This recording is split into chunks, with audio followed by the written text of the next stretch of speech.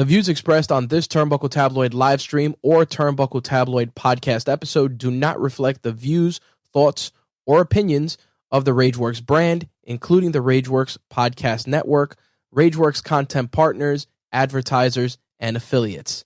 Viewer and listener discretion is advised.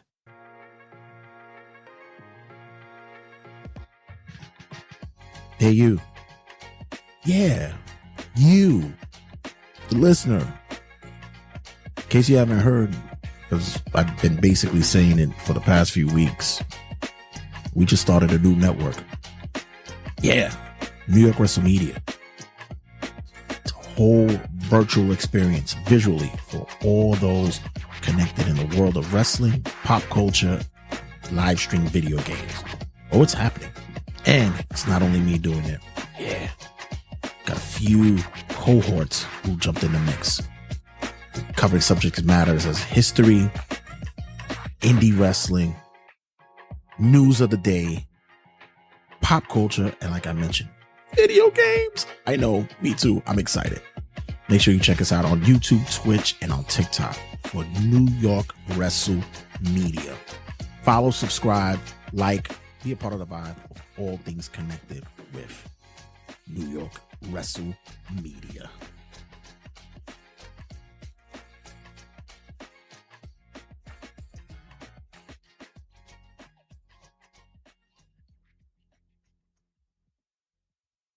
Five, four, three, two, 1, 0. All engine running.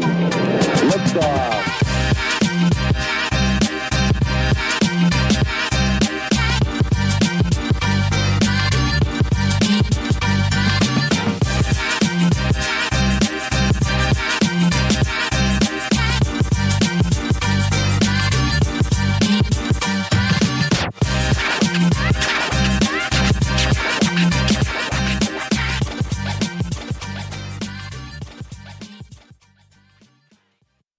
Yo, this is Calvin Tankman, and you're listening to Turnbuckle Tabloid. It's Wrestling Rundown with Jay Santy.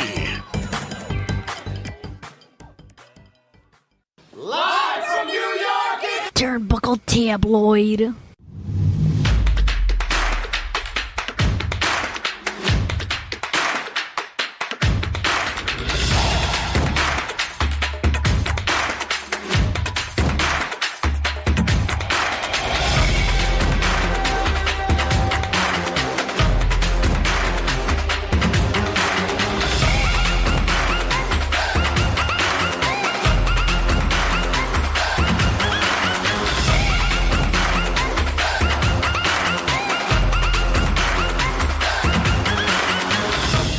My kind of weather is coming around. It's finally happening. Summer is closing out, and we can put away all the ridiculousness, the high energy bills, the ACs. Well, not me anyway. I end up continue using my AC until like maybe mid-December. I live like an Eskimo, but slowly but surely. And yes, allergy season will be making its way out. But other than that, what's going on, everybody? It's been a minute, man. I had to take a sabbatical this past week. A lot of work-related stuff, and also trying to kick over some stuff, getting stuff ready for the network. Of course, you guys, if you're not following and subscribing and being a part of it now, make sure you check us out on New York Wrestle Media, on YouTube, on Twitch and stuff, as well as always with the TikToks. Not pulling away from the work that we do here at Turnbuckle Tabloid. I'm actually trying to do a little bit more with it as well. Have a new show which is going to be engaging with across with Turnbuckle Tabloid and New York Wrestle Media, so I'm looking forward to that as well. So let's see what goes on here with that. But wrestling rundown, ladies and gentlemen. Of course, news stories for the past week. Like and subscribe, be a part of the vibe of all things connected with not only this show, but all things related to this show. Make sure you check us out on the podcast outlets, Google, what is it? It's not even Google Podcasts anymore. It's like YouTube Music and all that stuff. iHeart, iTunes. It's all the podcasting outlets that's out there, and as well as all our socials And of course, check out the parent company, the man who put it all together, the boss, Rich himself. Make sure you check us out at rageworks.net. Rageworks.net. We do it for the culture, baby. Pop culture, that is. So let's get it on. And as always, I am the Noah McDonald of this segment. And you are going to be tuned into Wrestling Rundown's weekend updates. So, kicking off this week's rundown, we got Legends deals are being handed out to people. Got some good news for two individuals who recently got embraced with a Legend deal. We got Armando Estrada. My name is Armando Estrada. He and Mick Foley, which I thought Mick already had a deal, but apparently not. He and Mick Foley have gotten Legends deals. So congratulations to the two of them. It's going to be interesting because hopefully you get Armando Estrada, which means you get his likenesses on the figures and such, and also maybe 2K.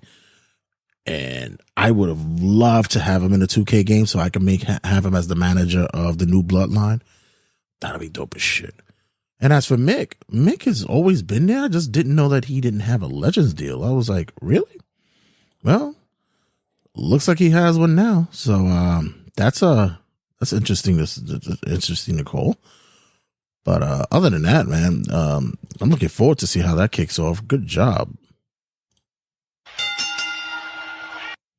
Yeah, make sure because I think it goes on repeat sometimes. Next up. Congratulations on order to a certain young lady. Lyra Valkyria has gotten engaged to a fellow wrestler as well. Congratulations to her. Seems like a lot of things happening, especially with the love front when it comes to the WWE. A lot of people are just finding love in the locker rooms. Beautiful, beautiful deal. Congratulations to her. And let's not hope that it goes down the line in which everybody ends up going down to separation. I know what's the deal. Don't feel bad for me. I got over it a long time ago.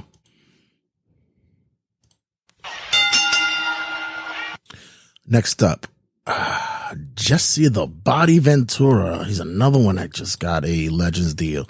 But also, it's been announced that Jesse the Body Ventura will be on color commentary for the upcoming Saturday night's main event. Beautiful, beautiful. This is a throwback. This is a real golden era return for him. I'm glad to see that he makes his return here.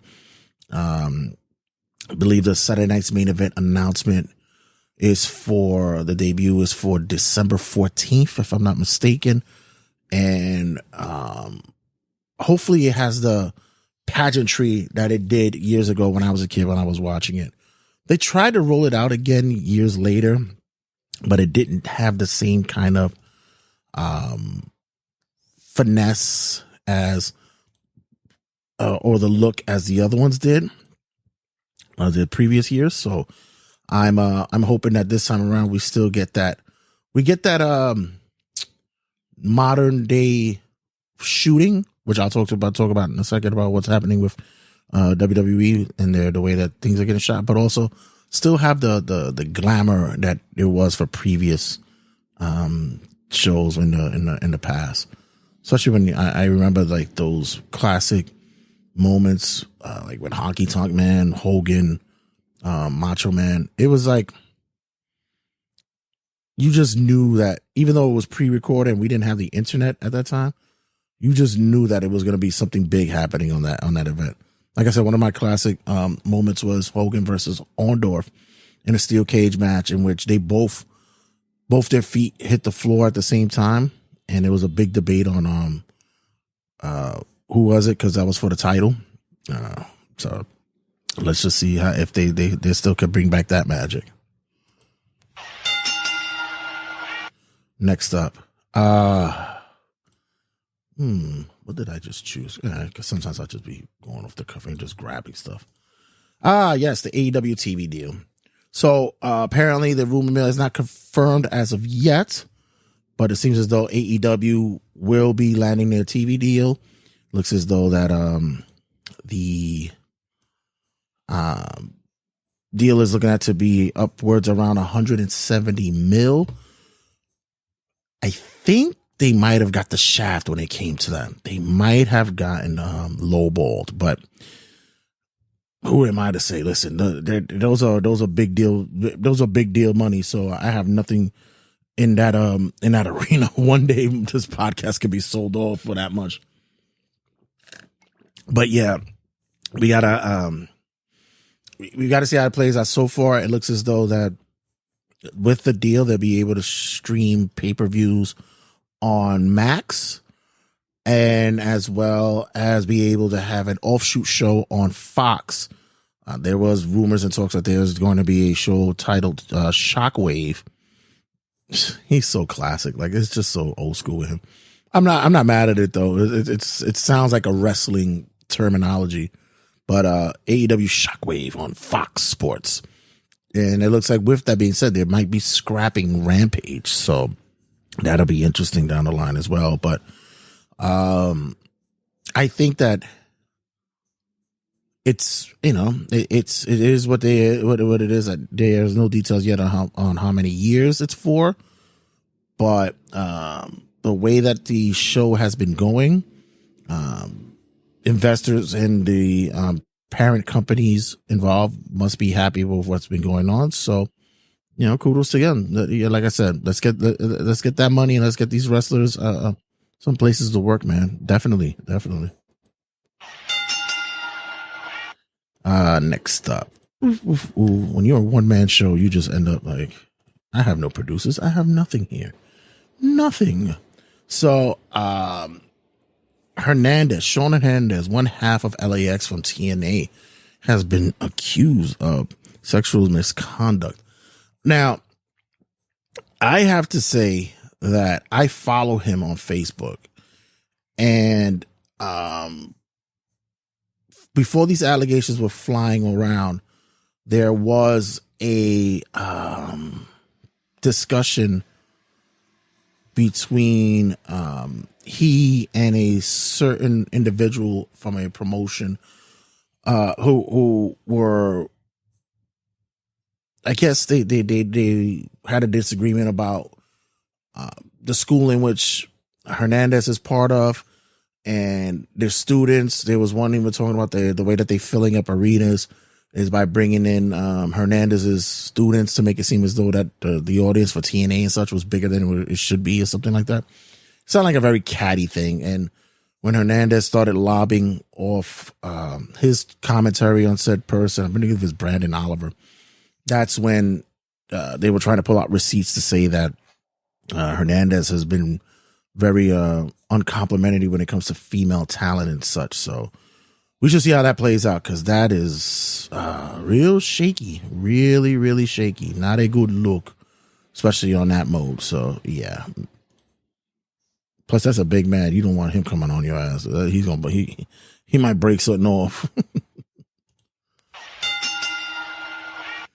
Next up, I have to bring this up because it's not a news story. It's just commentary about something, and it just stuck to my craw when I'm looking at this individual, Ava Raine. Fuck this whole nepo baby shit. I don't really give two craps about that. That's not what I'm talking about. I'm talking about her being the I guess the general manager of NXT, but she looks like a teen angst 16-year-old who's trying to be like the lead of some kind of sorority or club when she should look more professional. I don't know. I guess it's a new way of looking at how businesses run these days, especially, when you go to the Silicon Valleys.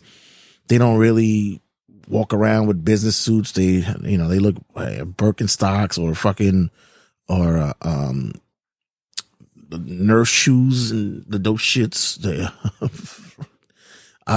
It just, I don't know, sneakers and such, but she just looks like she's just not ready for prime time.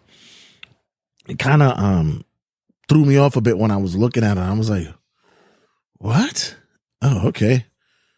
All right. This is it. This, I guess, is the look that we're going for. So, yeah, I decided to throw my 2 cents on that because I was like, that really triggered me. Next up. Seems as though not only are we getting Legends deals, we're also getting wrestlers who are re-signing. Congratulations to Sheamus. He resigns with WWE.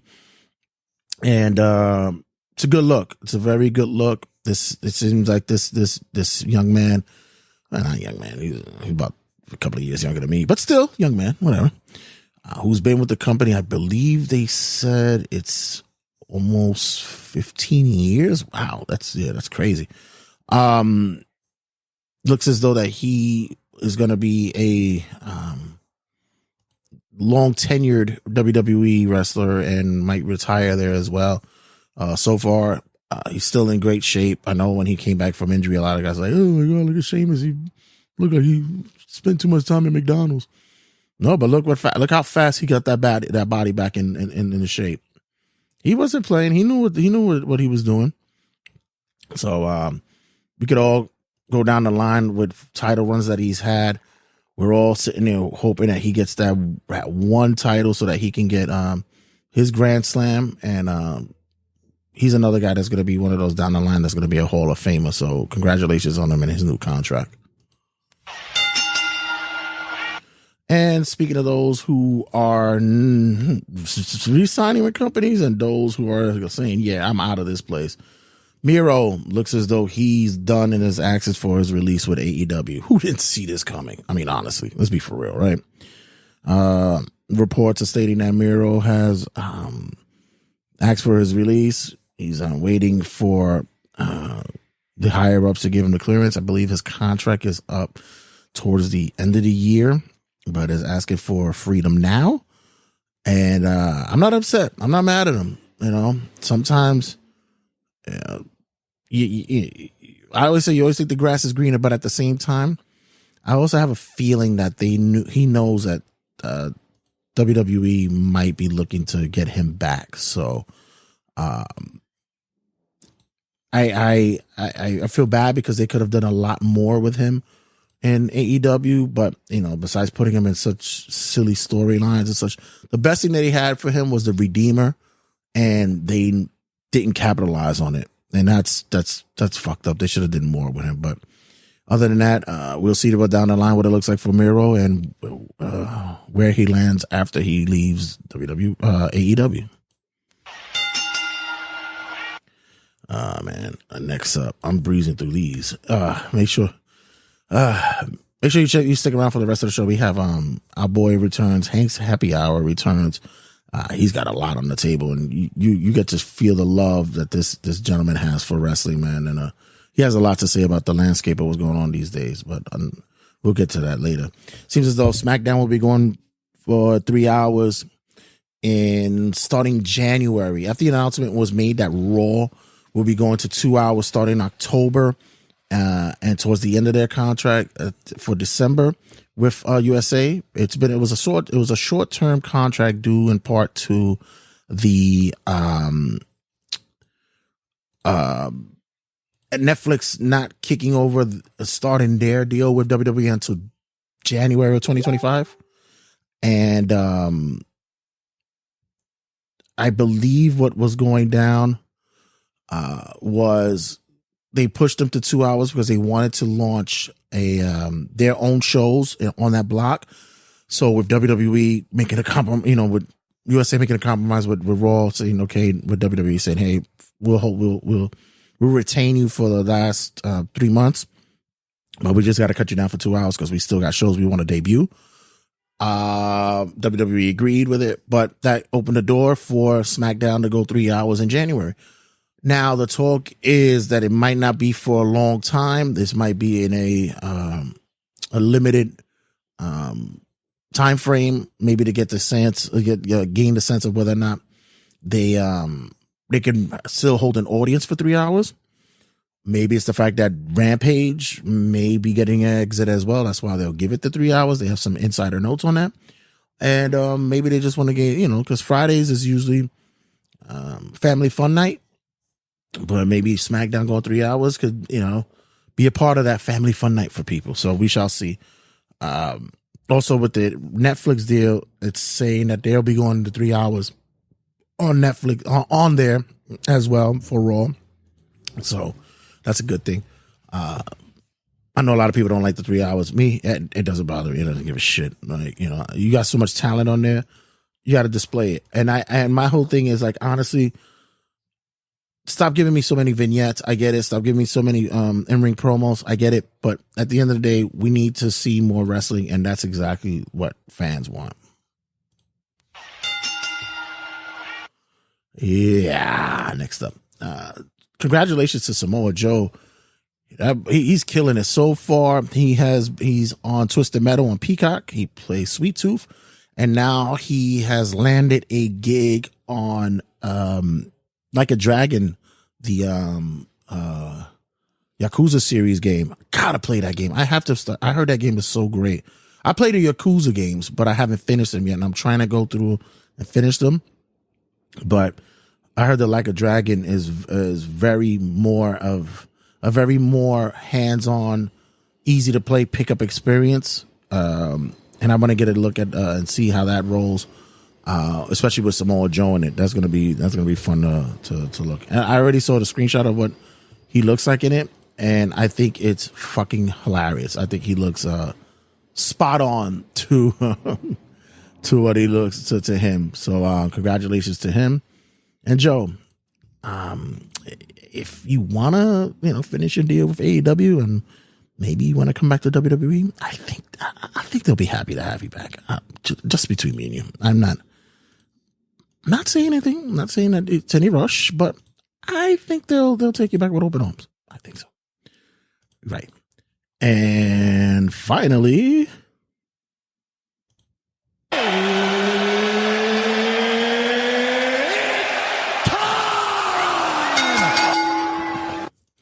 looks as though that Def Rebel, the composers behind the recent past couple of years of music for WWE talent, are being scrapped. Their contracts are not going to be renewed. And on that note, it seems as though that WWE is going to be leaning heavily on more copyright licensed artists and songs. That's going to be interesting. They have, they pretty much got some money for it. Also, if you're going to bring in talent from this modern day and age of wrestling and of hip hop or rock, or whatever the case may be, yeah, do that. I know everybody is like, bring Jim Johnston back. But, he's probably enjoying a good life of retirement, bro. And he's still making money on themes that he's made. He gets a little piece of that. But, and sometimes, although he did a phenomenal job of songs and themes for WWE years ago, sometimes you get out of touch with things, and maybe this is not the climate for him. Maybe right now this is the time for him to do other things, where right now being able to get licensed artists to come in to do stuff would be a good look for the wrestlers. This past week on the Third Announcer Table, make sure you check us out. Episode is out now on New York Wrestle Media on YouTube. The boys discuss the connection with songs that, make sense and connect with the wrestlers. Mark Henry, somebody gonna get their ass with, Shane, Dollar by Naughty by Nature. You just get certain, even Stephanie, you get that feeling that it's more a song that's more connected with wrestlers as opposed to just throwing random music together. I think this is a really good look for WWE, and I think this would be even a better look for wrestlers in a whole when they're having theme songs that could be recognizable and connect with the crowd. I really hope that this really becomes more of a regular thing for the company, and we'll actually get songs that we might even hear on Spotify, not because it's on a like a specific playlist, that is on a norm for listenership. So it's a really good look. I hope this works out, pans out well. Tony Khan's been doing well with, buying copyrights for songs and stuff like that. But yeah, let's see if we can get this this collaboration going on with artists and WWE and its wrestlers. By the way, listen to the Third Announcers Table on their talk about Mercedes Moné and the possibility of her album coming out. Oh, wow, that one was a doozy. But other than that, I'm gonna wrap it up here. Like I said, for Wrestling Rundown, got much to talk about this week with our boy Hank Flanagan. Hank's Happy Hour is kicking off. He's got tons to talk about. Everything from sports to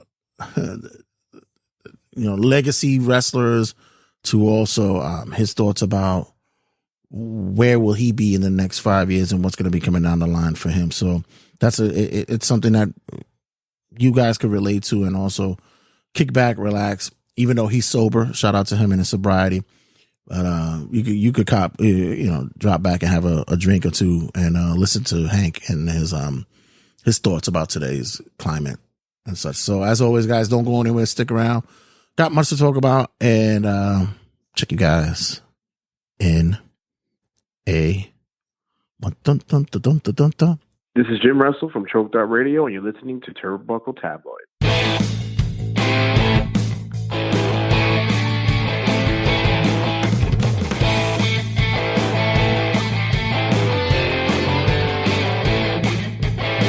Right. Hey, I was wrong. It's a sense of humility, right? I was wrong, right? And that's hard to do. It's hard to do, could ruin many opportunities. I was watching James Earl Jones recently passed away, so everybody talks about Star Wars, and Star Wars is great, right? But there's so many, how he was portrayed as a king in Coming to America. Mm-hmm. Do you remember Field of Dreams? Of course. Baseball, right? Yeah. He's a huge that's it. I was surprised to. No, not surprised, but it was just kind of interesting how that was twice he played a baseball guy because he was in Sandlot, right? So, and I was surprised to hear that he was actually a legit huge baseball fan, right? And baseball is hot in New York right now. Yeah, especially both our teams are looking like they're going to in the playoffs, right? And that's great. I mean, I know the Mets had a hard time against the Phillies. Your Mets and my Yankees clinched the playoffs, and the thing is maybe we're spoiled as sports fans. Like think about it. Even pro wrestling was so cynical, right? Mm-hmm. We were so hard to please. Why are we so hard to please? Because we live in such a concentrated area where you could do so many things with your time. And I'm choosing to spend my money on this form of entertainment where I could easily be at home and be entertained and save money, or go to a movie, or go to a concert, or go to a Broadway show, or go to a comedy show, or go to a museum, or just take a walk. And I saved myself, ticket sales, Cody Rhodes has said this, I'm from a business where, and I like how he brings some of his promos, he brings the business, and not just the business of who does this and who does, the business of how are we going to get asses into the seats, right? How are we going to get asses into the seats? And he, again, comes from a family where ticket money puts food on the table, period. That's what it does, right? So Bill Burr, when he's joking about, lady sports and about how they aren't paid equally, and goes, nobody has the answer to this question. Nobody, that we're going to sit here and pretend we don't know. It's because I don't sell any fucking tickets. You know what I mean? I know a family who goes to WNBA games. It's growing. And they take photos. Yeah, it's growing. Who's Caitlin Clark, right? She's a huge star right now. And regardless of what anybody says, yes. I don't care what anybody says. She brought more eyes to the product than they've seen in the past 20 years. So you could criticize her all you want. Are you tuning in? Yeah. Are you buying tickets to the game? She's your heel now. She's your, People pay to see Floyd lose. They want to see her. They want to see her lose. In case you guys didn't know, we already did the rolling. That's what we usually always do that. We always do the rolling. Hank's happy hour. I haven't had him in a while. He's been a busy man. And I haven't. Yeah, you have. You've been traveling the world, seeing many faces, shaking hands with cute ladies and kissing babies. You're out there doing your thing. You know how you are out there. But also celebrating an anniversary. I like to say, although it's kind of a rib or kind of like tongue in cheek where we call this segment Hank's Happy Hour, but sobriety has been your key. 3 years, baby. 3 years. Congratulations on that. Beautiful. Remember the first show we did? Yeah. That was my, I rolled out of bed. The girl I was seeing at the time kind of she brushed me up and was just like, she got me out the door. And my first meal was you were having Coronas. Yeah. And I had a Corona with you. And that was like it was my first meal of the day. And you were just like living that I was like, yeah, I'm living the gimmick, brother. Like, that's not like what I portray is real, you know? And it's so interesting because, you know, they talk about, I remember when they were like the old Shawn Michaels or the old cat, you know, like, well, the old me would have been dead by now. You know what I mean? The old me, the way I lived is, you know, remember when they used to chant, eat a sandwich at me? Yeah. Right? It was just like I was legit 100. I started those chants. That was my only meal of the day. That was my only meal of the day. It was a sandwich. And I like to say, starving wrestler, starving artist, whatever you want to call it. But, you know, in reality, a lot of people starve by their own, and maybe I'll get some heat for it. A lot of people starve on their own volition. Like, does it make sense? Yeah. I think what happens now is, you can be an artist and have a job, folks. Right. You people, I mean, you lock down, and I know it's like they always say, you know, to put the 10,000 hours in, and I get it. You could also do it, and like I know people who've gone to college for 10 years because they take a class at a time because they have other shit that they have to do. Right. And they're successful. And they're successful, and they get it. They get what they got. They get to accomplish what they wanted to accomplish. My problem is that I was such a huge Randy Orton mark, and I thought I was going to be champion at 24. I thought I was going to be world champion at 24. Well, you know, you didn't have, you know, the legacy thing going on. That's, you know, your dad was in professional wrestling for years beforehand. You hate to admit that nepotism can be a thing, but it's like there's two sides to every sword, like two sides to any coin. Like every edge is sharp, right? So he's successful, and he's one of the greatest of all time, Randy. Right. And he's had a very successful 20-year career. Almost a generation has passed since he first debuted. I mean, really, we've seen your man grow up in front of our eyes. Oh, definitely. Literally seen him grow up, right? And the fact that he's so tenured and comes from this legacy, it makes sense. It makes sense in the fire department. It makes sense in the police department. It makes sense in any kind of job where it's like, oh, my dad got me this job. You are expected to perform, though. You know, and I'd like, oh, he only got his job. Like, who cares? You know, that's how I think about it. It's like, who cares? Because he has this, like, what's your name? Rhodes, Orton, Flair, Scott Putski. God bless Scott Putski. Not everybody's successful. Not everybody's going to be successful. You do have a name, quote unquote, to live up to, right? Braun Breaker is a Steiner, right? Are we going to pretend he's not?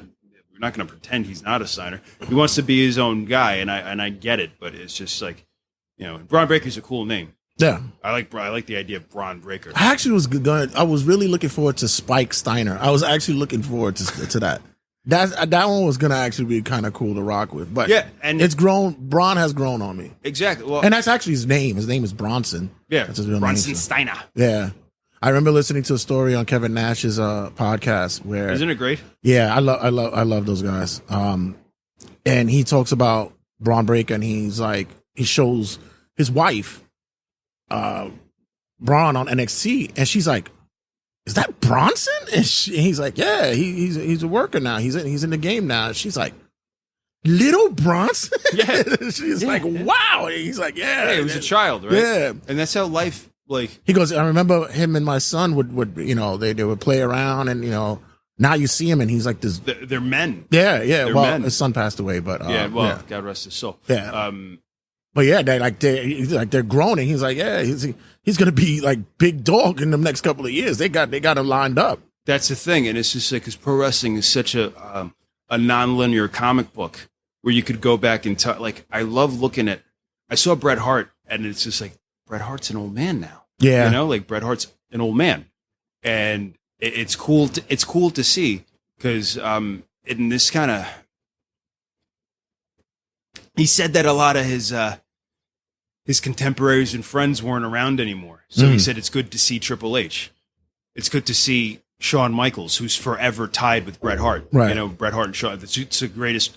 It's bar none. I think people would say put a gun to your head. What's the greatest professional wrestling rivalry? People will say it's Bret Hart and Shawn Michaels. Right. That rivalry kept the Titan sports alive. You know, no matter what people say about business. You know, whenever them two were on television together, whether it was in the ring or on microphones, it was always magic because they knew they were the best. Like, and they were like, well, if we're the best, well, there's got to be. You know what I mean? It's so relatable, right? It's like, well, the NWO, they were like, and I'm not taking anything away from what the NWO has done in the business but it was a little different, you know, like they were a gang jumping people, like, you know what I mean? Like, yeah, you know, it's like, who's the top guy, right? And then, you know, it's such a relatable story. And when Bret, you know, think about who Bret surrounded himself another with. legacy guy as well, because, you know, it was Stu Hart. Yeah, in the it's family. another legacy guy, right?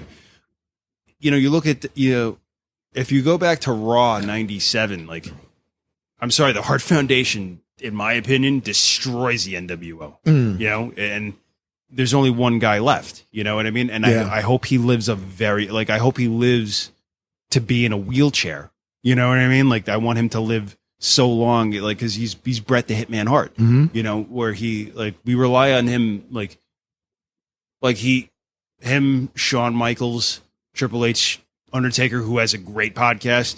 There's a great show. It's such a great show. It's hilarious. It's so great. It's so great. Is it? I know a lot of people. They were taken aback by the fact that this icon, who, you know, walked with this gimmick for years, like he lived the whole, and then finally he comes out of it.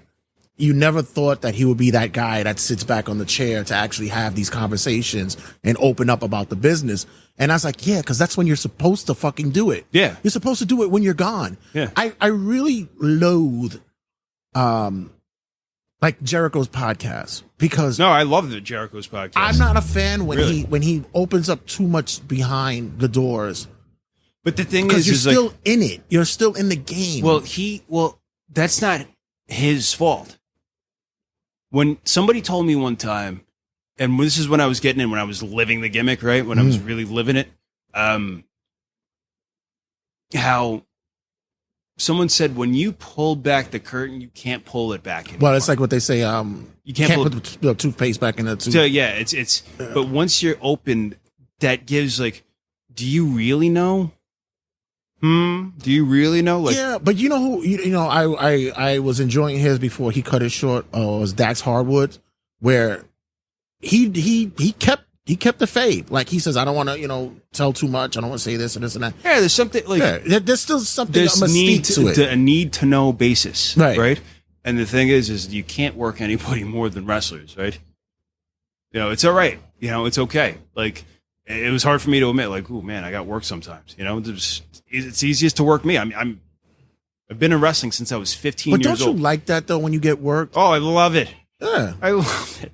I love it. You know, I don't know if anybody else will admit it, but I love it. You know, like they have like everybody has a podcast, and you know, Darius Carter and Dan Moff and what's his name, Sean Donovan have a podcast, I saw and that they're pretty cool. Like, and they have like this old school, like, we're the vets kind of vibe, and that's awesome, right? Jay Lethal once said, "Wrestling is one big giant opinion," right? That's actually it's a very accurate statement. Accurate statement. Yeah, definitely. Wrestling is. Yeah. I mean, can you apply that to everything? Maybe, right? But in this, like, why do we do, like, you have a wall here of like action figures, you know, like, and belts and toys and posters, right? It's the modern day circus, right? Oh, I've always said that. Yeah. Instead of animals, it's human beings, right? And it kind of makes you miss the circus, right? Because the circus has everything, right? It has athletes, it has clowns, it has animals, it has stuntmen. You know, what is in the circus, right? It's just like, Well, the guy gets shot out of the cannon. Then there's a trapeze artist, and then there's the clowns, and then there's the animals, right? And what else, right? I remember going to the circus. My stepdad took us to the circus, right? And there was dogs running around, and I remember my little brother going, "Yay!" Right? And it was just like, yeah, this is it's supposed to be fun, right? And wrestling at the end of the day is supposed to be fun, even if you go home in a bad mood, right? Right. Your favorite wrestler didn't win, you know. Yeah, and the thing is people are only upset if it's a bad show, right? Because even if the show ends and not the way you want it to end, right? You could still go, like, you know, there's a part of the show that was really good. You ever notice a show where, like, everybody who wins isn't supposed to, but you have that one, you know, but you have that one match where the hero wins, right? Where the hero wins, and you're like, yeah, one for the good guys, right? And you're just like, well, why? Like, because they're not supposed to. They're not supposed to. Sometimes the empire, everybody, and there's a big debate. My favorite is Jedi, but a lot of people's favorite is Empire. What happens at the end of Empire? Right. You find out the rebels are Luke loses his arm, right? Han Solo's frozen in carbonite. It's like it's tragedy. It's tragedy, right? It's very Shakespearean. It's tragedy, right? I am your father. No, it's impossible, right? It ends on such a downer, right? Literally, it's just like and Vader, like they're almost there. They kick their ass through the whole. Luke does not listen to Yoda. You know, he's a bad student, right? It ends on such a downer, right? And I know this is a very famous conversation in Clerks. But right. It's a union contract. But even still, it's like, so just as in wrestling, it gives you something that you got to come back to. Exactly. Yeah, right? you have to come back. You have to come back to see what's going to happen next. So what's the positive out of Empire? What's the positive out of Empire? You get to realize that Luke is going to probably take it to another level in his training. Yeah, that's what I took from it. Fair. Yeah. But it's really about Han and Leia falling in love. I mean, that's a... And, man, I start thinking about it too. You got Han and Leia fall in love, right? You get that. You got, man, you talk about the tragedy. You got this betrayal. There's a whole bunch of shit going on. So, and here's another thing. They, like, Lando, right? Yeah. People want to, like, the Empire, because it's the government, right? People forget that, right? And I'm a big Empire fan. Besides the fact that they enslave people. Right. Yeah, they do. They literally enslave people. Of course. But the Empire, like, they leave this mining town alone. They could legit tax that mining town, right? He's like, the city's under the control of the Empire. You think the Empire doesn't know what's going on? They know what's going on. Now, to them, you're harboring terrorists. You're harboring terrorists. The president of the Empire, this is what Vader is. He's a president, right? He answers to the Emperor. So he gets to do 99.9% of whatever the fuck he wants to do. Goes who there. the fuck is going to stop him? Who's going to stop him, right?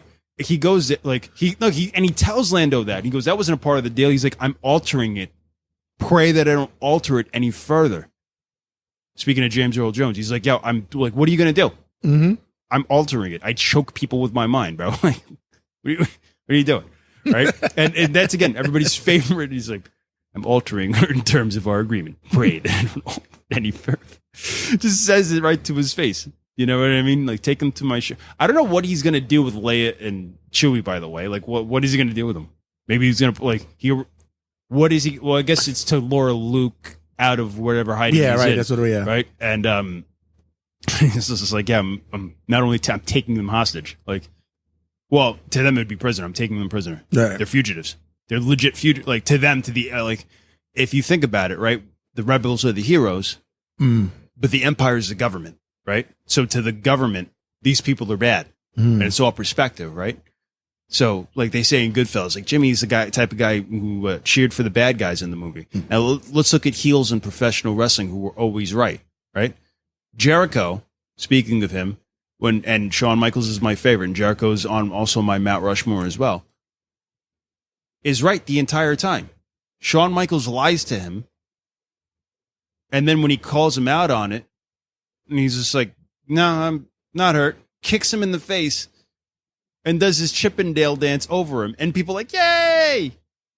You know, very underrated rivalry. Very underrated. Their match in WrestleMania is one of my top 5, top 10 of all time. Yeah, I'm great. I love that match. Like, whoever is right should show him. Whoever's right should get the prize. Why do we boo Macho Man? Hulk Hogan is in the ring at the end of WrestleMania 4. If he helps his boy, understandable. His boy has a spotlight. Clap him, raise his hand, and leave. But he doesn't. He has to be there. He doesn't. He has to be there. Even if he leaves the ring to make sure the $1 Million Man and Andre the Giant and Virgil don't come down and ruin this moment for him, he could stand by the entrance. He could hang out by Donald Trump and be like, hey, I'm protecting my boy here. But he stays in the ring. Months later, Macho's woman gets Hulk Hogan to protect him from the evil Heart Foundation. Mm-hmm. And the Honky Tonk Man gonna hit him in the head with the guitar. That can't happen. So they get Hulk Hogan, who doesn't run down to the ring, by the way. No, he's just acting. He's bewildered. Befuddled. He's bewildered like this would happen, right? And then there's the oh. Right? She gets him and she's like, this is the only, like, really? Like, she couldn't have got Jake the Snake Roberts. Like, she couldn't have gotten anybody else. Anybody else, right? No. She couldn't have got The Rock. Well, I guess The Rock is a little too small, but yeah, it's still a little. It's still a little, but couldn't have got anybody else. Demolition still pretty bad. Yeah, all right, fine. All right. I'll give you the benefit of the doubt. Like, all right. She couldn't get Jake the Snake Roberts. It wasn't like Hulk was at Gorilla like easily. Like you would have really had to go. Ultimate Warrior was still like exactly right. He's still like so fine, okay. I'll extend that olive branch. SummerSlam rolls around. My man cubs his woman's ass and puts it. Everybody saw like he legit like bro. Why are you that handsy? I remember why I remember watching it, and I was like, it's a little weird. Yeah, why is he that handsy? Right? Why are you that comfortable? Because if it was my woman, we'd be fighting. We might have some questions. We don't know. And when he confronts them, there might be some furniture moving. Yeah, when he confronts him about it, he can't even be a man and be like, yo, listen, I'm in love with her too. You know? Can't even be a man and say, I'm in love with her too. He doesn't even he can't even look at him in the front and be like, yo, it's not like that. I mean, I guess he does try to do that, but then he goes to Liz, talk some sense into him. And that's when... yeah. He got exactly what he deserved. That's when the brouhaha happens backstage. He gets exactly what he deserves. And we hate Macho Man for it. We hate him for it. Why? Why do we hate him for it? Oh, and we were supposed to, but it was innocent. It wasn't supposed to be like that. You guys took it a little bit. He took it too far. He didn't, Hulk wasn't like that. Well, maybe he was. But wasn't like that? Or maybe he was like that. Maybe he was.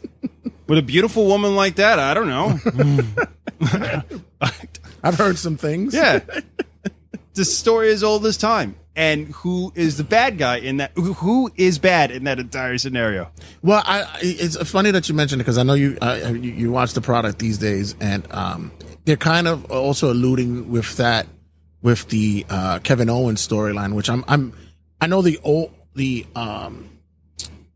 top tier thing that's going on is the Cody and Roman thing, but I'm really liking the underline of what's going on with Kevin because now. Of course, there's discussion of Kevin just, basically just going full throttle and turning on Cody. But we're getting a look of, where's Cody when Kevin needs him? Kevin was there for him. Where is he at now? So I kind of get that same feeling of, yeah, people are going to be angry at Kevin and then they're going to be like, But it's not Cody's fault. It's like Cody he wasn't cutting. He was cutting promos on a football field. He wasn't there. Yeah, okay, yeah, but Cody can't always be there for you, bro. He can't always be. He's got his own business to handle. All right. He's got his own business. But look at Kane, right? Why do we boo Kane? If you think about it, he's the victim. His older brother burned him In the house. and abandoned him because his mom was a slut. Like, I get it. Totally understand. Be like, yo, you did what to my dad? Some real And my bastard brother. Like, think about it. They're Hicks from Texas. Yeah, there's some real hillbilly stuff going on. They're there. from the South. Yeah, you do get that sense of, I think maybe we're not looking on the underline of whether or not there's a real deep issue regarding these heels that we're supposed to be booing. And, Okay. and Bobby Heenan was right about Hulk Hogan the entire time. right. And Right? he'd said it for years. It You know carried who also? over. You know, it you carried over to another company. Exactly. To another company. You know who was also right about Hulk Hogan and always called out him? Jesse the Body Ventura. He's like, yeah, why? Like that should be a disqualification. Like, you know, look at what he's doing. He's raking his back, gorilla. You're like, yeah, sir, you poke people in the eye, like, you know what I mean? Like, what is he doing? Really? That's your real American gorilla? It's like, yeah. I've always called it out to, like, I'll be like, well, that's not very nice guy to do, poking people in the eye, scraping their backs and such. Like, that's not what you're supposed to do. But, you know, it is come to that when we got to look at the underlying issues of why this person is who they are. And yet, as us, the audience, that's why I've always been a fan of heels before, like being, I wasn't a Hulkamaniac. I wasn't a warrior. I wasn't any of that. I was a Piper guy. I was savage. Piper always, like, here's another thing great about Piper, right? Piper always admitted to what he did, right? Even if he knew what he was doing was bad. And he told you the truth, right? One of my favorite Piper's segments, right? It's not even like a Piper's Pit, although they're all great. Every single one of them. There's not a bad Piper's Pit, right? Is when he interrupts the wedding between Uncle Elmer and his wife. Yes. Right?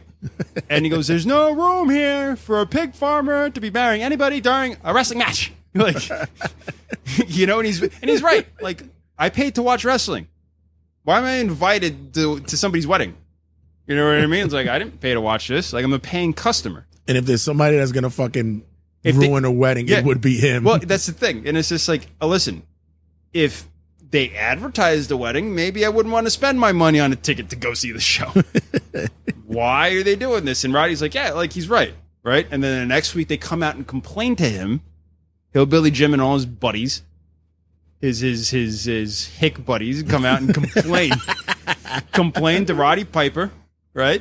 Like, Piper did something bad, right? Piper, remember, like, what I always loved about old school pro wrestling is that, and I know you're not to get too political, but, like, I know you grew up, you know, in Reagan. You were a small child during the Reagan era, right? And I love Reagan.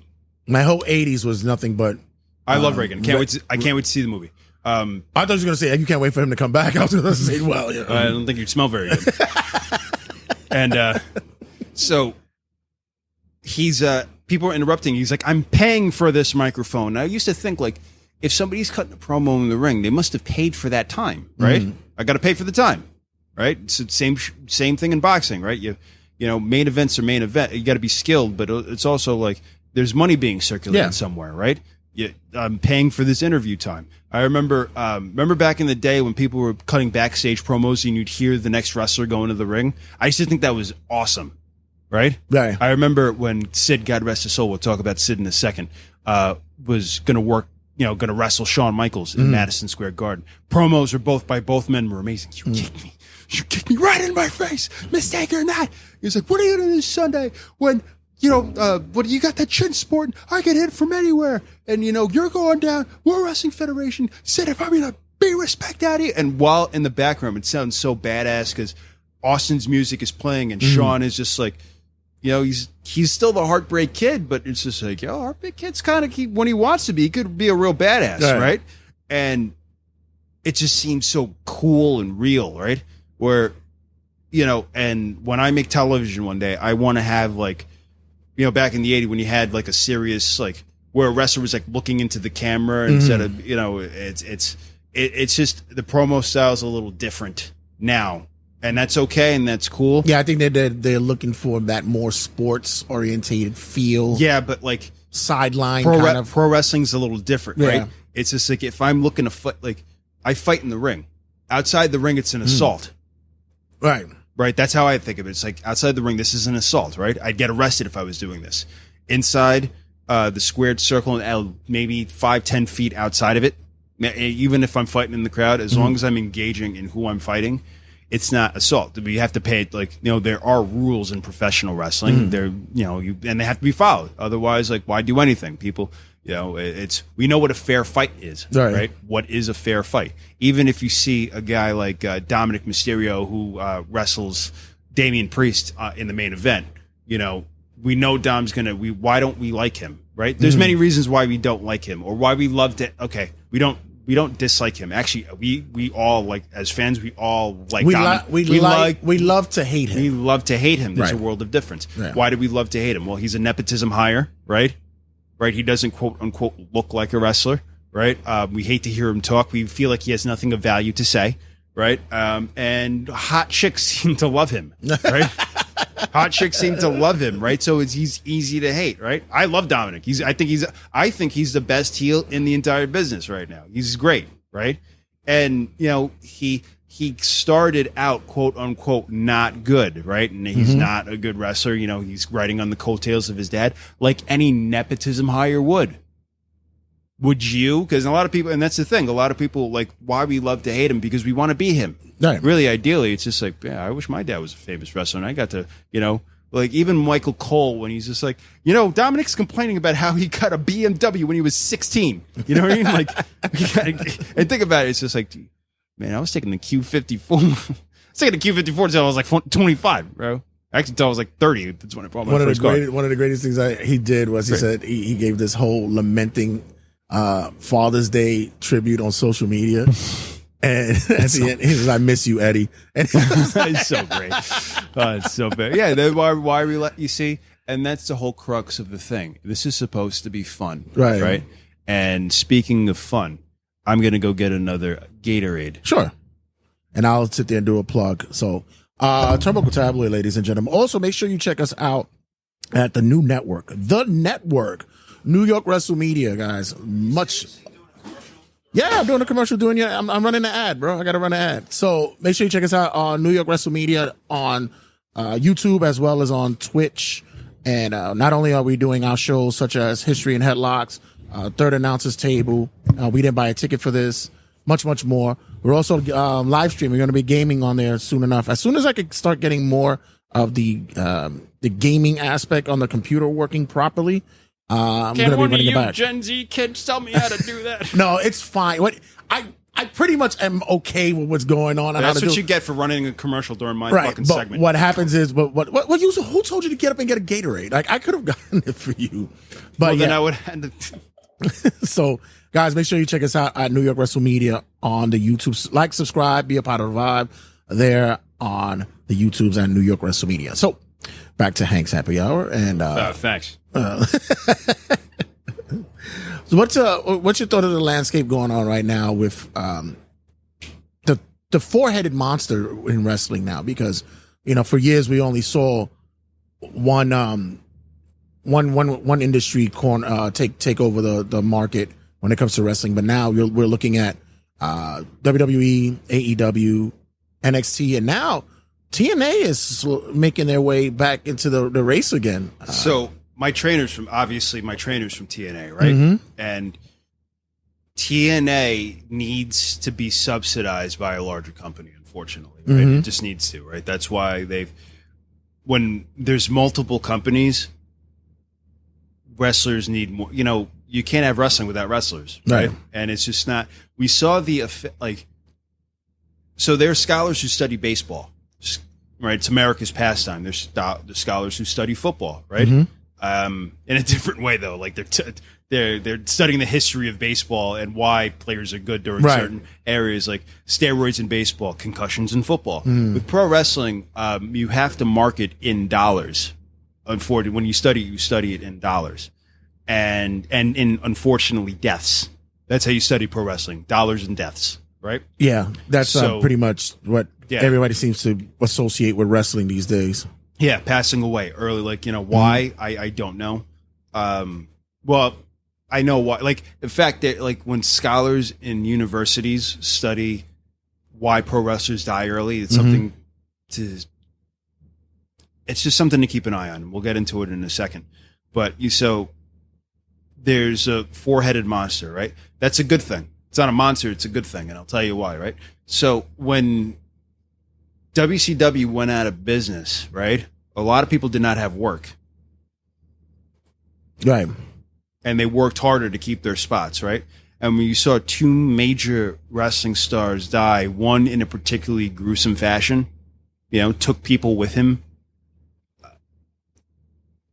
it's important that there's other places to work, right? Now, pro wrestling it's not guaranteeing you work, right? It's not guaranteeing you that. It shouldn't.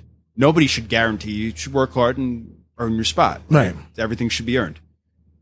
That's my philosophy. Like, I'm an American. It's just like, if you have success, you should earn it, right? In one way, even if you have opportunity to get there in the first place. We're talking about you're on about nepotism hires. I was on about nepotism hires in the beginning of the conversation. When you have a nepotism hire, you should work hard anyway. You actually want to work harder. Yeah, exactly. You want to work harder, right? But when you there's working hard as you can, and then there's burning it. There's instant gratification and expecting things, and then there's overworking, right? And a lot of people who are now dead have overworked. So it brings me to Psycho Sid Vicious. Psycho Sid Vicious was a main event star everywhere he went. And he didn't die in a particular wrestling fashion. He didn't die lonely in a hotel room. He died surrounded by his loved ones. Yeah, he got sick, and it's unfortunate. But, what kind of impact did Psycho Sid leave on the wrestling business? I think a very good one. It's Psycho Sid, the pro wrestler. He was just, if you built a pro wrestler from the ground up, especially at the time, it'd be Psycho Sid, right? And I think it's a shame that he's the only guy who held the Winged Eagle World Wrestling Federation, which is my favorite belt, and hasn't been in the Hall of Fame. And that's a travesty. Yeah. But so I remember being 6, and we were my mom had left my stepdad, and we were staying with my aunt and my uncle Chris, and it was Survivor Series 1996, and it was after Bret Hart and Stone Cold. I was to go to bed. I was 6 years old, right? At school the next morning, damn school, and but then they woke me up because they knew Shawn. At least my uncle Chris knew Shawn Michaels was my favorite, and they noticed that Shawn was getting booed in the Garden, and Sid received a hero's welcome. Right, you remember that? Everybody remembers that very well, right? The Garden. Now, Sid was not this technical, mastermind. Shawn couldn't touch Shawn, right? Even in that match, right? I'm not saying Shawn carried him. He didn't carry him, but most of that match is Shawn bumping around for him. It was just hitting him with the camera and then the power bomb, right? He hits an old man with the camera, and everybody's like, "Yeah, we're great. We're insane here in the city." But when he had multiple places to work, and a lot could be said about him playing softball, and I love. No, I was gonna mention that. I was gonna say that he might have gotten heat with the higher ups and such, but that was one thing that he said. No, listen, I need my time.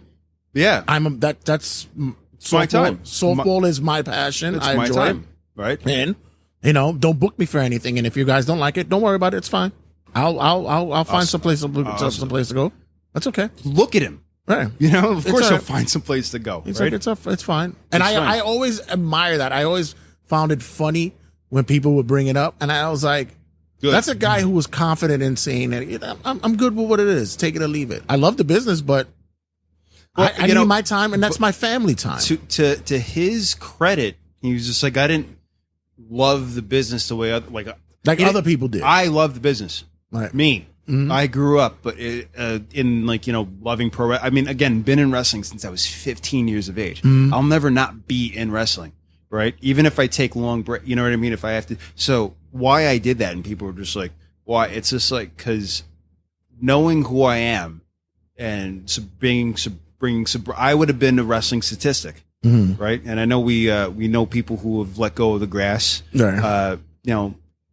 Maddie was out going to train with somebody, and he didn't pass away because he was on drugs or drank. He was unfortunately killed in the city, but even that was surrounded by wrestling. Wearing an HOG shirt. Hoodie, going to I can't remember who he was going. He was going to go work out. Yeah, he was going to go work out, right? Mm-hmm. And because wrestling was his life. Like wrestling for a long time was my life. That was it. Jobs hey, we need you to work Saturday. Yeah. No. No.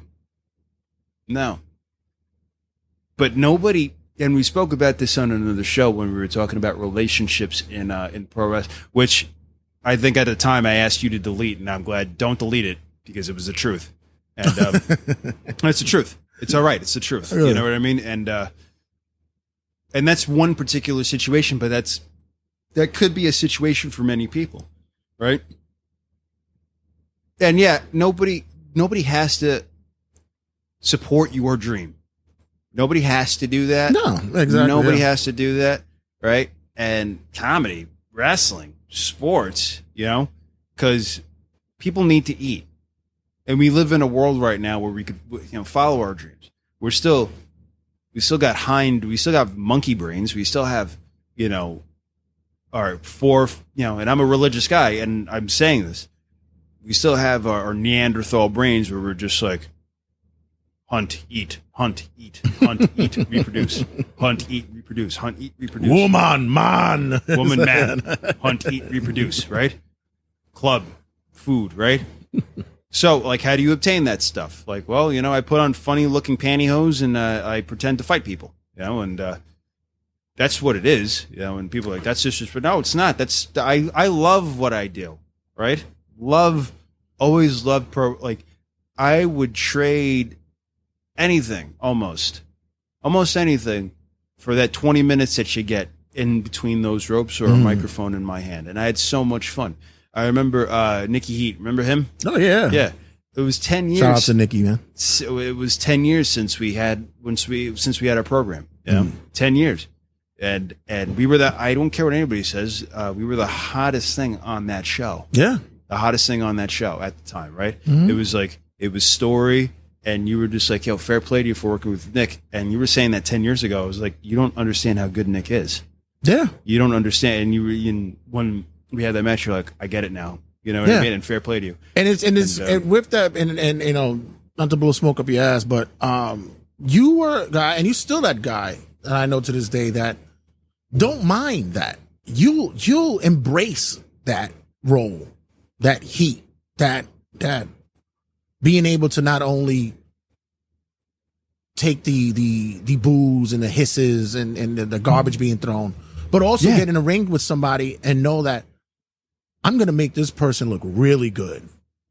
You've paid your ticket to see a story played out. Mm-hmm. And it's my job to play that story out. I love fighting. Legit fighting. Unfortunately, it's chipped my teeth. People think I have good teeth. Wait till you get in front. It's where are those chips coming from? I opened my mouth way too many times. Right? I've been punched in it enough. Right?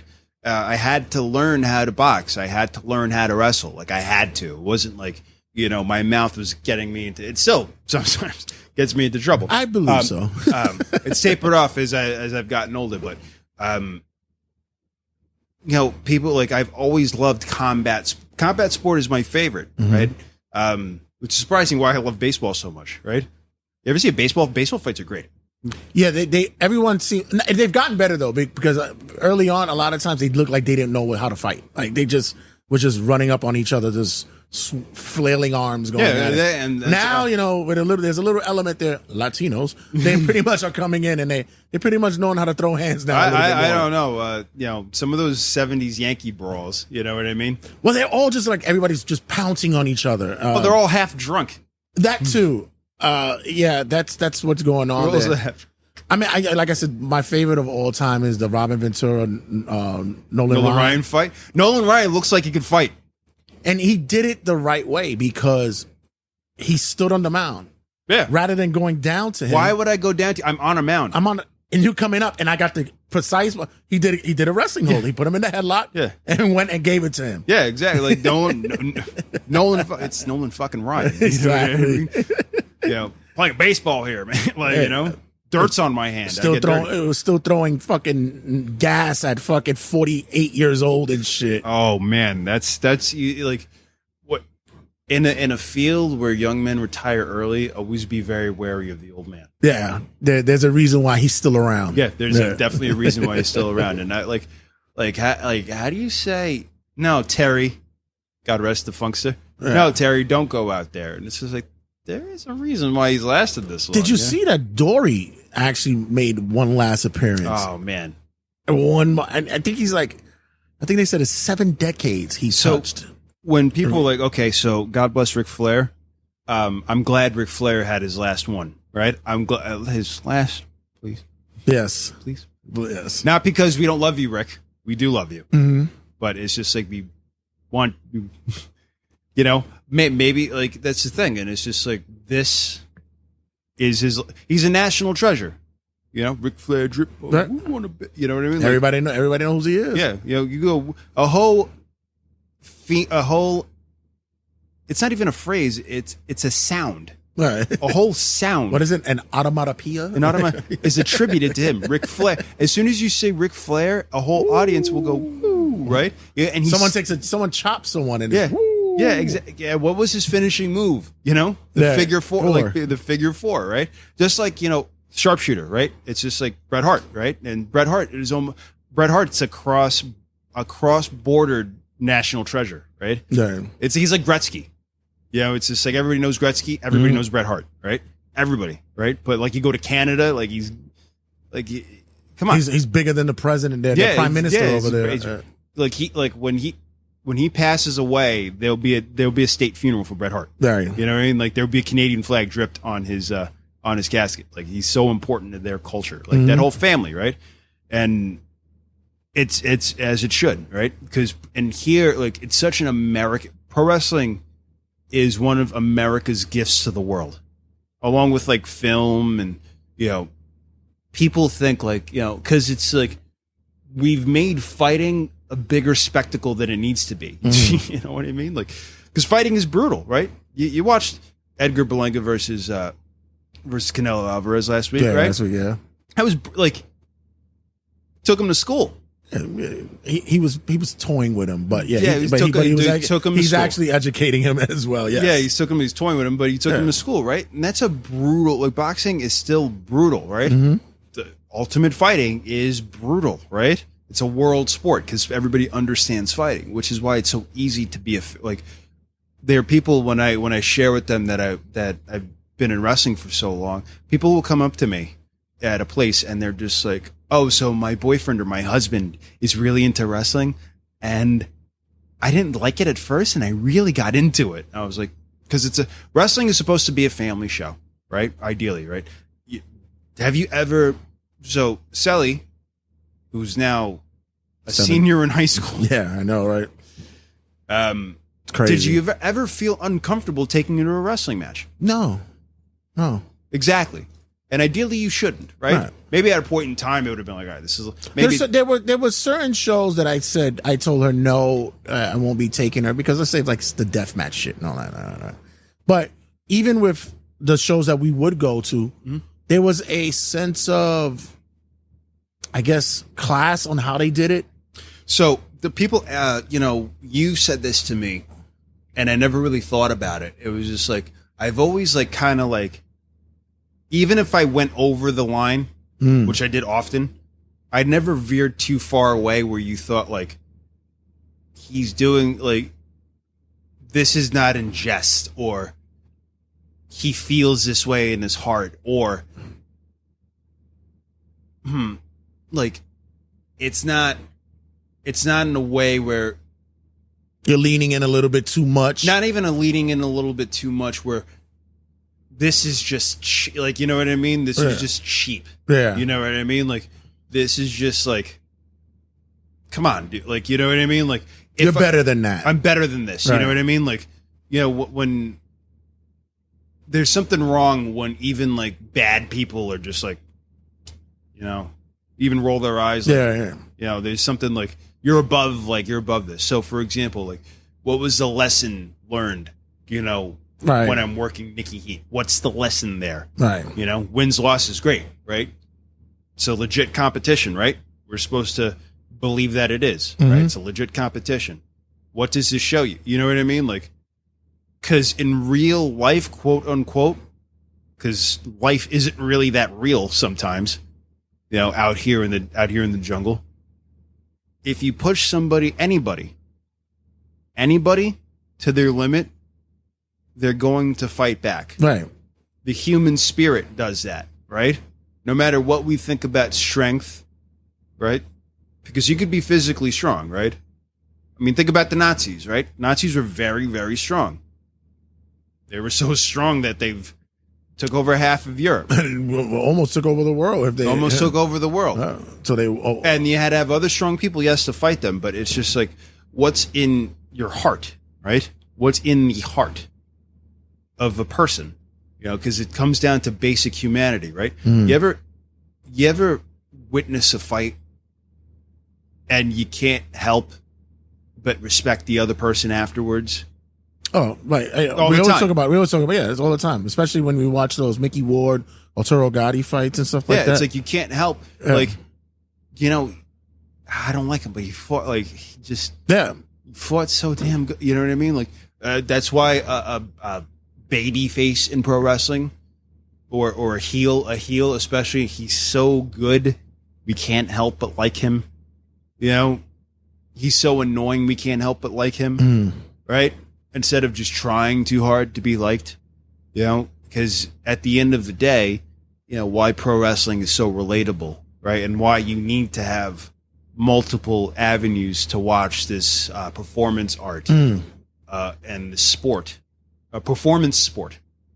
I'm sure that's been coined before. Performance sport, probably. It's a performance sport, probably. Right? It's it's an athletic endeavor. I don't care what anybody says, right? Because a lot of people are like, well, isn't it fake? And it's just like, is it? And nobody can answer that. It's like, well, it's not. Well, what's not real about it, right? And the only person who had even a semi-intelligent answer was like, it's portraying itself as legit competition when it's not. I hate the word choreographed. Because it is, but I just don't like that being used. Why? I don't know. Just the word itself. It just reminds me of like dance. It isn't. Yeah, but it is. Yeah, and I'm also. But so was boxing. I'm also reminded. Boxing is a dance, right? You need moves. You need to stand a certain way. Right. You need to throw. But a certain I don't know. way. Just that word, and it just rings differently for me when I think about with wrestling. Because people are trying to downplay. Right. I think the that's physicality of it. That's what it is. I was reminded the other day. I was at an event, and it was one of those events where at the end of the night, it's a big match, main event. You're closing out. The fans are able to get to the ring and show appreciation to the wrestlers who were there. Mm-hmm. And you start hitting the ring, the ring apron. You start hitting, and you realize that shit ain't fucking trampoline, bro. I showed somebody a photo of what a wrestling ring is underneath. But I was like, I took a picture of the ring before the show. We were setting up the ring, and we were like, "That's it." I was like, "Yeah, that's it." That's why I have back pain now. Like, damn. That's why I have back pain. You know, I have back pain because of that, right? And no, like nobody forced me into pro wrestling, right? It wasn't just like, oh, this is the only thing I could do. Like, but it's what I love. Mm-hmm. Now, what I find ironic is I remember one time somebody's like, I don't know. My shrink told me one time, lovely lady, She really is. I love her to death. I'm about to say something. She's a lovely lady. No, she's a lovely lady. She said, I don't know, Martin. It just kind of seemed phony. But I know she's never been in a fight in her life. Mm-hmm. You know, she's never been in a physical fight, unless she tells me different. But I don't think she she doesn't really like violence. Like, she doesn't really like violence. I don't really like violence, Hank. You know? And I was just like, all right, like, understand. I get it. But if you don't know what violence really looks like, who are you to comment on it? No. Because it's a show about, like, pro wrestling. It's about violence. It's really what it is. Like, and I remember, do you remember in the 90s when kids started to watch?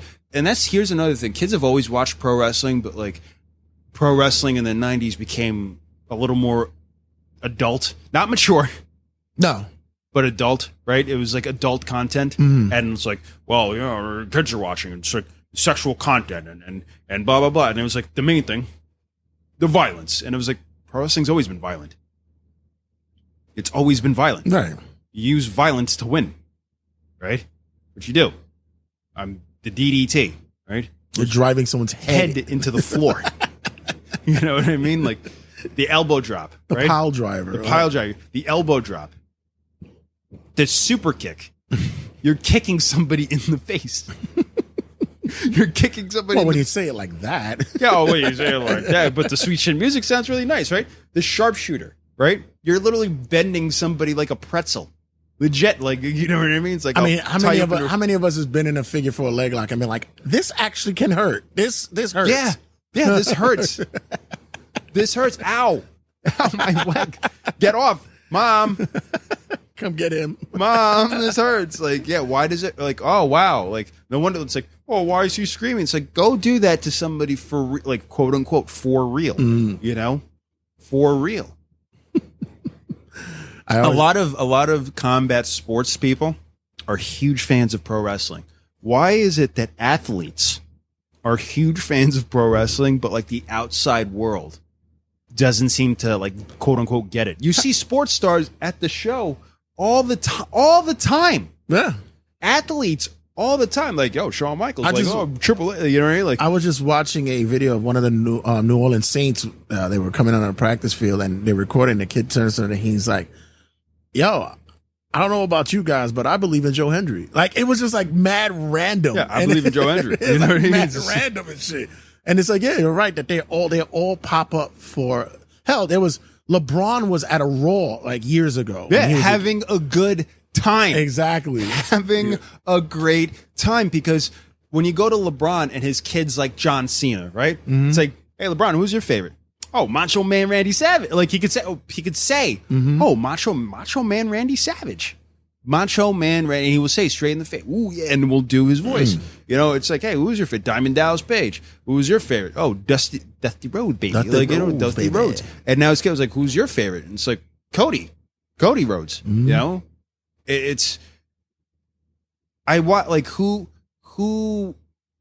Pro wrestling could be for everybody.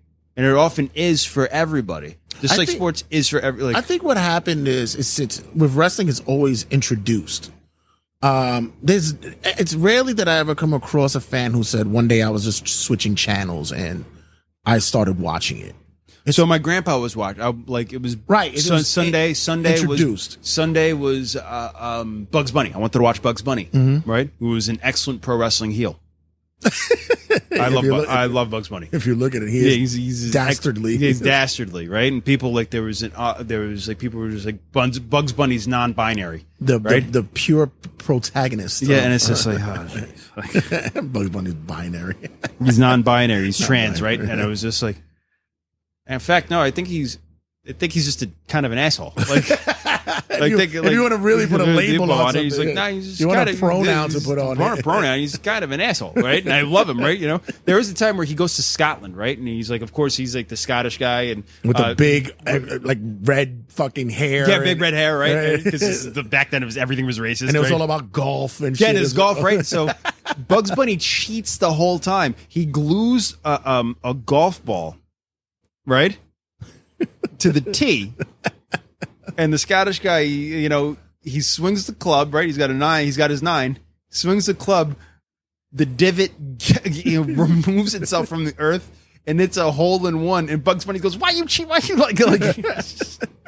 It's so funny. He's a pro wrestling heel. But I wanted to watch Bugs Bunny, and then I saw the pro wrestling equivalent of Bugs Bunny, Shawn Michaels. You know, it's a pro wrestling equivalent of Bugs Bunny. Shawn Michaels, right? And and I remember the first time I saw Bret Hart, because I wanted to watch this guy, Bugs Bunny. That was my real life Bugs Bunny. And then I remember, if you equate Bret Hart to Daffy Duck, I'm just gonna lose it. Yeah, he's Daffy Duck, and I love Daffy Duck, right? I love Daffy Duck, and the thing is but he was he's real serious. He's real serious. He wants to be taken seriously. He doesn't want to be goofed on. He doesn't want to be goofed on, but he's cool. But Daffy Duck is still cool, right? Daffy Duck is very cool and very smart, by the way. Daffy's extremely smart. People forget that. It's like even when he tries to outsmart Bugs Bunny, he's like, that's pretty clever. He can't outsmart Bugs, but he's pretty clever. Unless, we flipped the wabbit season, duck season thing on. Yeah, that's the thing. He just can't get him, right? I can see Sean and Brett having cutting promos like that. Right? So when Sean goes down from the rafters, my favorite match of all time, right? When I was a kid, I was like, wow, this is cool, because he's like, come on, coming down from the rafters. He was just so made to win that event. Right. It was just so his event, right? Zip line and all. The zip line, he looked cool. And you even know that he's standing in the ring like, what a fucking asshole coming in like that. Yeah, I know, but it's cool. It's cool. I don't know why it's cool, but it's cool. And the way he's coming in, he's like all electrified. So when Bret Hart comes out, he looks cool too. Right. And as a kid, he looked like there was when he's when he's coming down the aisle, he's in dark pink. Yeah. And he looks huge. And I was like, wow, how's Shawn Michaels going to beat that guy? Because Bret has such a great upper body, and his tan going off with the pink was so good looking with his glasses and his hair. And it was just Bret Hart is cool. And he's a different type of cool than Shawn Michaels, right? Bret Hart's cool and calm, and he's like the straight man. Bret Hart's always the straight man, right? And Shawn Michaels is he's the energy, right? And Bret Hart always played off an energy. He needed a cool, you know what I mean? And except whether it was eccentric energy like Shawn Michaels or anger energy. Remember when Stone Cold was wrestling him? Right. What was Stone Cold's major problem with Bret Hart? You know what I mean? He's like, I'm the new star here. He's not calling him an old man, but he's just it's time to move away from that. It's time to move away. I'm the man now. That's the thing. And it's like the guy on the yard going no, the promo itself. Stone Cold 316 just told you. I just whipped your new. It's a new day. You know what I mean? Well, you talk about your Psalms, your John. That's another guy I hope lives a long time. And I'm talking. Well, yes, Austin too, but Jake the Snake Roberts. He goes, you talk about your Psalms, your John 3:16. Austin 3:16 says, "I just whipped your," and it's such a good line. Because the line beforehand, it was you get that piece of trash out of my ring. Right. Jake the Snake Roberts is a killer. And that's what people tend to forget, that that was basically the opening of the Stone Cold era. Not the promo itself. It's that line when he says, you get that piece of trash out of my ring. You know what I mean? He's just you don't have what it takes anymore. That's a line that puts Jake over. You don't have what it takes anymore. But at the time you were a bad mother. So do you remember when, and this is one of my favorite segments I'm not the biggest fan of in the ring promos, but when they're done right, oh man, they knock them out of the park. Remember Hogan's birthday when Brock Lesnar comes down? Yes. Right? Yeah. So it's a shame that a lot of those guys in the ring now are dead, but so when Brock's staring the legends down, he bodies Roddy Piper. Yeah. Remember that? He bodies him, and the whole crowd goes, oh. Why do they go, oh? Because Piper was once the baddest man. Right. He was once the baddest man. Who are you going to say? Piper? Piper will knock you out. Piper will knock Andre. Piper will knock you out. And his move was a rear naked choke, the sleeper. So it's the rear naked choke, right? I'm putting you to sleep. You know what I mean? That was his move. That's an MMA move. I'm putting yo, you're going to sleep. You're going to sleep. Good night, And all I got to do is squeeze. And Piper had some really jacked arms back then. So it was just like, sleep time, your last breath, lad. Like, you know, you can imagine talking to people like, you know, you think I talk a lot. Yeah. You're not going to be able to talk for a long time. Right. And, so for Brock Lesnar to be like this, and you're just like new dog on the block, you know, Roman, you know, this is my yard now, right? You know, and that's really what it is. Like, and why we relate to that as human beings is because in the animal kingdom, they do the same thing, right? The lion's got all the ladies, right? Yeah. If there's more than one male lion in a pack, it has to be a huge pack. Huge. It's got to be huge. If it's not, if it's like, all right, well, 11 lionesses here. Only room for one. And that's my son. And he's the strongest one. That one's, he can't keep up. He's got to go. Yeah, and he's got to go. You're hurting the pride when you're hurting the pride, yeah. Right? This is something we understand as human beings, right? Male walruses fight each other over like, yo, all the ladies are here. We do. Human men do this. Mm-hmm. You know, you got a problem. You know what I mean? Human men. It's just like, remember that episode of The Simpsons where like where Bart gets where Milhouse gets a magic 8-ball, and the magic 8-ball we'll be friends by the end of the day. And it's like, no. It's like, what could come between two best friends? And this is like, it's a girl. It's a girl. It's a girl, right? Yeah. So what becomes like wrestling is a game of fighting over money and women, right? Just like, you know, the purse, purse, and you know the person who carries the purse, right? Dominic goes for girls who look like me. Oh my god, it's so great. You know, man, we're an hour in, bro. We're an hour 5 minutes. All right, happy hour. Yeah, exactly. That's what we talk about during happy hour. Yes, exactly. But once again, my brother, thanks for coming in. Gotta make it more often, like I said. Yeah, well, you know, when I step in between those ropes again, you'll be the first person I visit. And here's the thing: when I go to the promised land, I know what you mean by that. When I go to the promised land, not for our lovely government, the other promised land. Yes, you know, I'm almost at the government stage when something coincides with the government. Yes, you know, I will visit. Please do. Please do. And you say, well, you know, I'll miss you when you're in the promised land. I will. I'll miss you. I will miss you. Well, you know, you can't forget where you came from. Yeah, it's always good, you know, as much as I ribbed them and such, like the guys who've actually, you know, got to that promised land, you know, they still remember you, you know, and it's not only just me, but you still in contact with these guys. You still speak to them. Some of them. Well, you see, the thing is not everybody is your friend in any line of work. Right. Sometimes your coworkers are just your coworkers. And that's okay. You know, like that whole like, oh, there's certain jobs where even if you are a family, sometimes you don't always get along with your family. Yeah. Before I close it out, I'm reminded there was it's a match that I was watching. I was actually looking to put for one of the episodes on the network, and it was you and Gangone. You guys were at Elks Lodge. Elks. Yeah. And just to hear the way he put you over was like, that's when you know that there's like, it's not a fucking promo bullshit. It's a shoot, and it's a beautiful recognition of respect. Because I never really got it out of the place I came from. Right. You know, and that's fine. And that's okay. And maybe that has to be a part of your story. Right. You know, and no ill will. You know, I'm glad they're doing. Well, how are they doing? They're doing well.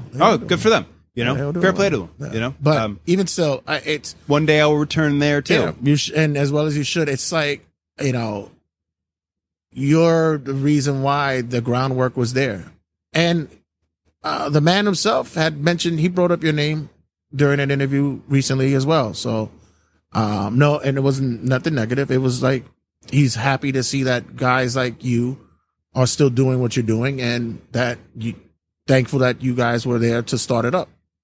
Yeah, and again, one day I'll return the favor. Hank, where they can find you at?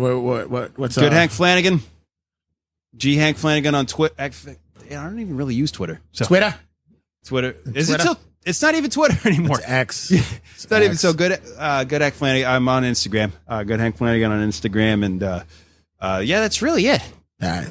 Facebook. I'm on Facebook, but I don't really post there. Nah. Yeah, I'm not a social media person. No, you're more on the love sites. That's where you're at. Well, we'll talk about that another. All right, guys, don't go into Instagram. We have much to talk about, and as always, check you guys in a sec. 5, 4, 3, 2, 1, 0. All engine running. Liftoff.